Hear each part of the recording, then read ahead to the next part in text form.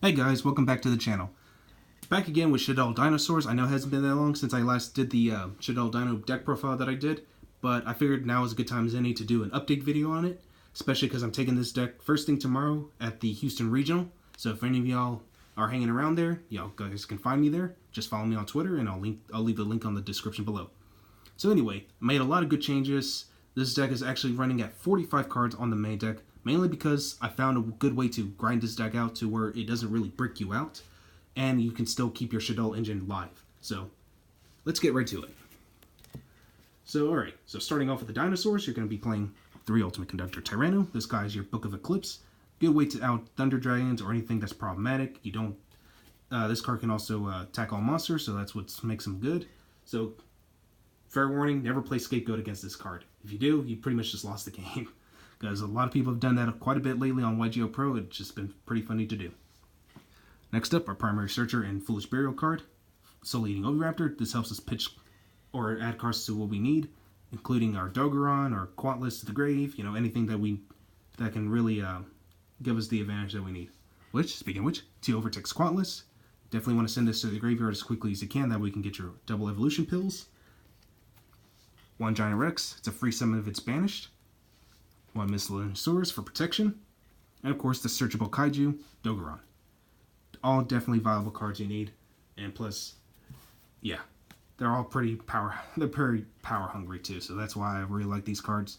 And definitely the best way to run Shaddoll Dinosaurs in the even now. Now if you don't like Dogoron, you could always go with Jurek Alo, but just keep in mind if you're going to be running Link Rebo, it's really hard to keep it live considering that Jurek Alo is going to be your only level 1 monster.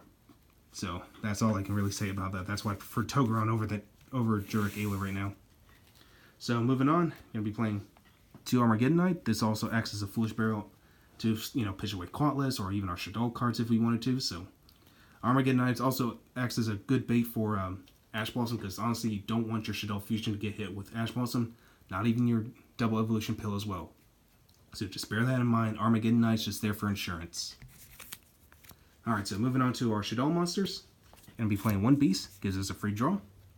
1 Shaddoll Dragon for backward removal. 1 Shaddoll Falco as constant pop fodder for our Tyranno. Special summons itself back in defense mode. 1 Squamata. Again, this is one of the cards I like to use to grind out the deck even more. And Squamata definitely helps with that task, so you can easily pitch away another card like Shaddoll Hedgehog just so we can get another search going. And yeah, enough said. Alright, so moving on to the hand traps. We're playing 3 Ash Blossom, 2 Drone Lockbird. Good way to deal with the Danger FTK. And Ghost Ogre. A lot of decks are running Summon Sorceress, and Ghost Ogre is a good way to, get rid of Summon Sorceress, because that's the card that really helps them extend, get into Firewall Dragon a lot easier, and you definitely don't want that to happen. So just force your opponent out of his resources and just keep clearing out boards. So that's it for the monsters. So now we're moving on to spells. I'm playing 3 Shaddoll Fusion, 3 Fossil Dig, 3 Double Evolution Pill. Decided to bump it back up to 3 because I didn't realize how much more viable it was. So I'm glad I've managed to find a 3rd copy of it today. I kind of regret selling my 3rd copy a while back. So hey, back at 3, 3 Mind Control. This card's good against everything. So, and it's also a good way to, if you're up against Goki Nightmare and they do the U-Link board against you, Mind Control is a good way to, bait out that Tri-Gate Wizard, and plus it's not once per turn, so if you happen to have another one, take one of their other monsters and just link it away. 3 Allure of Darkness, since, just about everything in this deck is dark attribute, and only play it when you for sure have a dark monster in your hand. Don't try to play it if you don't have one, because you could end up screwing yourself over with it. But for added consistency, I decided to run 1 Upstart Goblin just in case. And plus, again, giving your opponent 1,000 life points may seem like a bad idea, but it's really not. It actually gives you the plus that you need, and sometimes I've always top decked the card I need with Upstart Goblin, so you can understand where I'm going with this. 1 Rhoda. Pretty standard to search out your Armageddon Knight. Foolish Burial for Quatless or any of your Shaddoll cards. 1 Super Poly. And finally, 1 Monster Reborn. And that's pretty much it for the main deck. Again, that's 45 cards, but it doesn't break, at least not that I've experienced yet, so. But hey, if you like to try it yourself, go for it, For the extra deck, playing 2 Shaddoll Winda. just to, lock out our opponent from special summoning so many monsters at once. And also, it can't be destroyed by card effects, so that's what's great about it. Our Shekinaga, which is our negator, negates monster spells and traps as long as you have a Shaddoll card in your hand. 1-star Venom Fusion Dragon. It's basically our primary super poly target, but it's a great card regardless. If it's destroyed, all your opponent's special summon monsters get destroyed with it.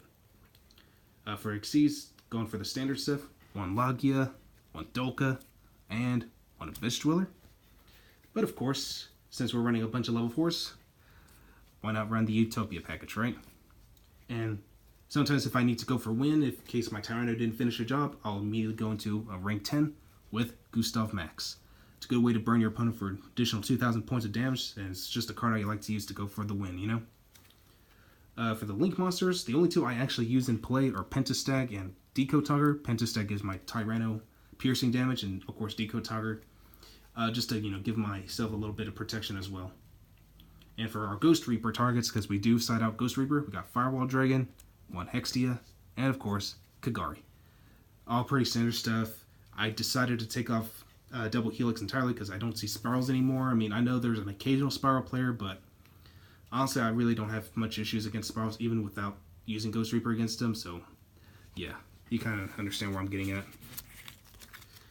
Alright, let's finally move on to the side deck. So for the side, running 3 Ghost Reaper and Winter Cherries. You can main deck it too if you wanted to and side out the Ash, if you prefer that.